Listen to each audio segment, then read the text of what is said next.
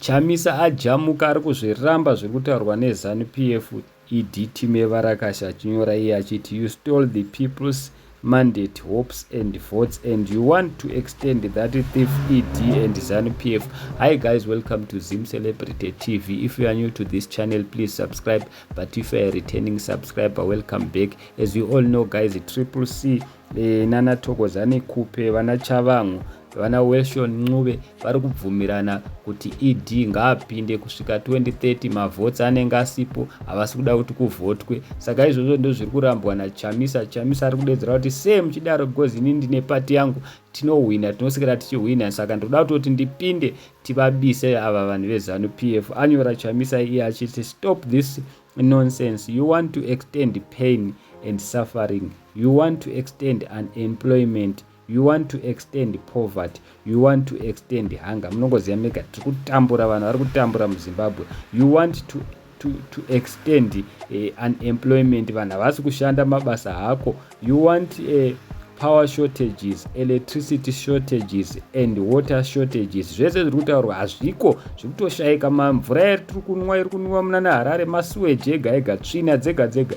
You want to extend this currency and cash shortages. Munongoziva currency yedu yakadhakwa. You want to extend high tax and skyrocketing prices. Ene zvimataxes akakandwa nananthuli Ncube Zanupf. Aya kutoona kuti vari kuda kuti titambure chaizvo nezvimabhodha mukatarisa vanhu vari kutorerwa zvinhu zvavo. Saka ndozvitaurwa naChamisa aenderera mberi achiti you want to extend fear, hate and intimidation. Munongoziva mega kana ukaopoza Zanupf unotorohwa chete, unonzi uri mutengesi, iwe uchiona kuti zvavari kuda kutiitisa hazvisi, vachingodedzera kuti bvumai kupusa. Hatidi kubvuma kupusa. Saka Chamisa aenderera mberi akati you want to extend terror and violence. You want to extend corruption and looting. You want to extend bribery. You want to extend dying hospitals and dying in hospitals. You want to extend chakos in education. You want to extend the suffering of teachers under these conditions. You want to extend the suffering of the workers and civil servants. You want to extend the suffering of pensioners. You want to extend the closing down of businesses. You stole the people's mandate, hopes and votes, and you want to extend that thief ED. Zanupf team Varakasha ndizvo zviri kutaurwa naChamisa. Ari kudedzera kuti ko sei maZimbabwenzi makapusa, musabvume zvakadai. Asi vazukuru vambuyana vari kuti aiwa Chamisa, iwewe problem yako uri kuurwa chete pasocial media, usarwe pasocial media. Hande tinorwa kumastreets, tinotoda iwewe, ndiwo president watinomira naye. That is why kana ukavhura mapati tinomhanya neyo. Manje problem unochingoramba uchitiudza nezvemaBible verse hazvimbofi zvakatibesera. Hande yekumastreet ndizvo zviri kutaurwa nevanhu vachiti tiri kubvumirana nawo newe zvauri kutaura.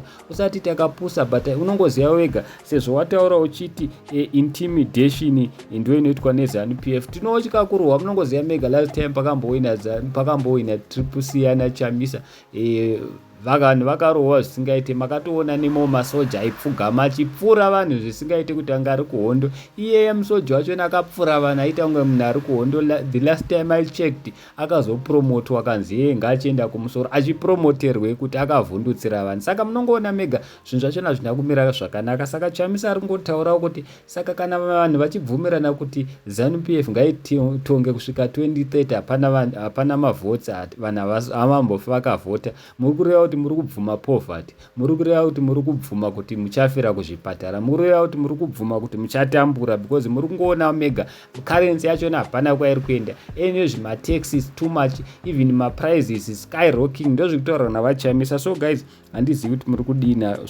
kudii nazvo, asi Chamisa ataura adedzera kuti aiwa izvi zvakadaiwo isusu hatimbofi takachibvuma. Saka handizivi mirirai people's president pamwe vachagona kuuyawo nepress conference yavo vachitaura kuti toita sei, because havaramba vazviramba izvi. Vari kudedzera kuti hapana zvakadaro zvenyu zvamuda kubvumirana, nekuti makaenda kupurazi raED mukanobvumirana zvenyu kuti muchapanana mombe kana kuti muchapuwa mamwe mapurazi. Inini handisi kuzvibvuma, nekuti ndiri kutoona kuti mese muri kubvuma kuda kupusiswa neZanupf, because vese vari kubvuma vana Chavangu, vana Thokozani Kupe. Sati Thokozani Kupe ndo rimwewo zimutengesere kupedzisira ayo ariko ku Triple C. akakanganisa MDC yana Chamisa itoko Zanupf akabva akazoda kudzoka futi kuna Chamisa. Ndo mumwe mukadzi anokonzeresa yeyu. Tarisai muone vana Chavangu vese ava. Chavangu akadzingwa saachiri ngoriko kupata, asi vana Chamisa vaidzingwa pa